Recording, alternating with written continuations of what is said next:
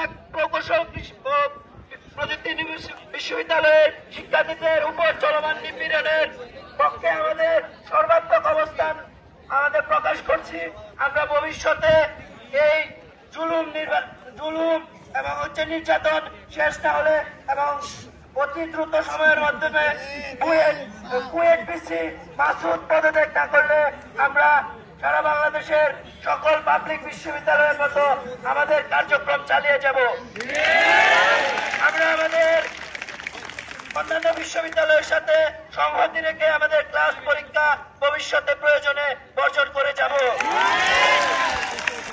আইন প্রশাসন ও ইন্টারিম গভর্নমেন্টের প্রতি আমাদের গাজীপুর কৃষি বিশ্ববিদ্যালয়ের সাধারণ শিক্ষার্থীবৃন্দের পক্ষ থেকে আবেদন, অতি দ্রুত কুয়েট সমস্যার স্থায়ী সমাধান তারা দিবেন এবং কুয়েটের তথাকথিত স্বৈরাচারী ভিসি মাসুদকে বাধ্যতামূলক পদত্যাগে বাধ্য করবে।